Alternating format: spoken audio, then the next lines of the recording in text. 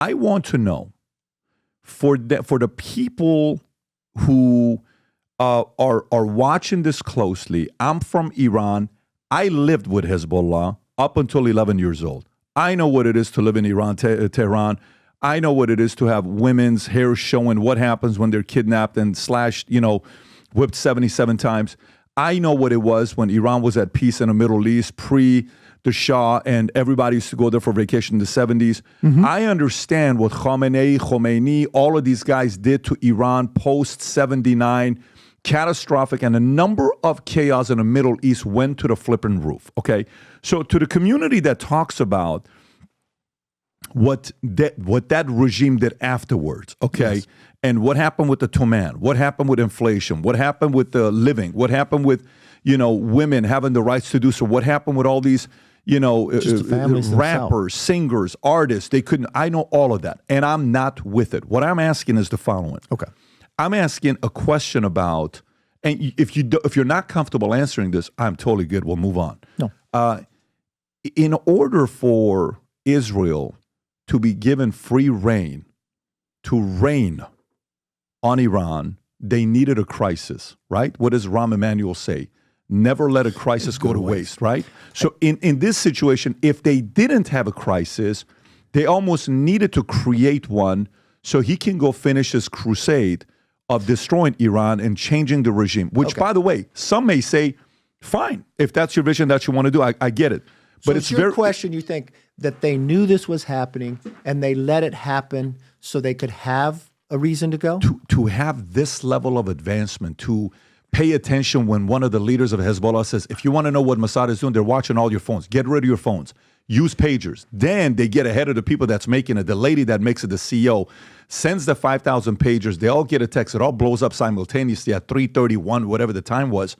I mean, that's extremely strategic to do that, yeah, but right? With Hamas's attack, I don't believe anybody in their right mind would allow that to happen. And I don't believe one person could make that decision, okay?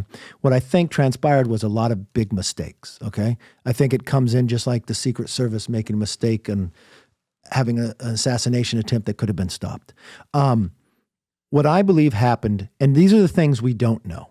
How many prior times had you had intel like something was going to happen and you went and put a defense for it and nothing went to fruition? I think they went back to old school Hamas did in passage, so they weren't picking it up. And if they pick something up with somebody coming in, it's kind of like Pearl Harbor, right? Mm-hmm, mm-hmm. Hey, we've got all the dots of all these planes coming in. We radio it in. Oh, no, we're supposed to get some B-2s coming in. So I think it's human error. I think they didn't go probably deep enough, and I think Hamas did something different. That was too large. You can never allow that to happen to your people. That's my personal belief. I don't have any intel that takes me any other direction. I understand your question, and I understand people why would do it. How could you miss something so big? That's a pretty big miss. I mean, it is a big miss. By the way, historically, it's the biggest embarrassment for that country ever. I agree. And for me, the flip side of it is which a lot of people will, I'm not making friends with my position that I have, because I'll say that, and then my next position is, I can't wait for Iran to be free again. I can't wait for Iran to be to the point where I can take the way Iran can be free is from within. But they're going to need help. They need from support. US. The moment they remove the sanctions, if I'm not mistaken, February 4th of 2022. Yeah, it was close. Right, we were there. Right, we were so close with what was going on. But then he embraced them and pushed our allies away. And what happened? China came to the Middle East and brokered a deal with Saudi Arabia and Iran. What? And under Obama, he brought Russia back into the Middle East that hadn't been there since the Soviet Union, into Syria. I mean, then it makes it more messy with your ability to bring some more democracy there.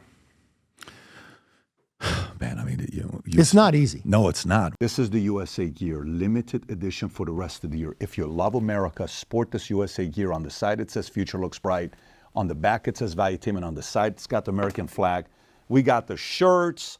We got the flip-flops. These are the only flip-flops I wear when I'm at the house and walking the dogs. It feels amazing with the gel in it. So if you love America, if you believe the future looks bright, if you love Valuetainment, click on the link above or below.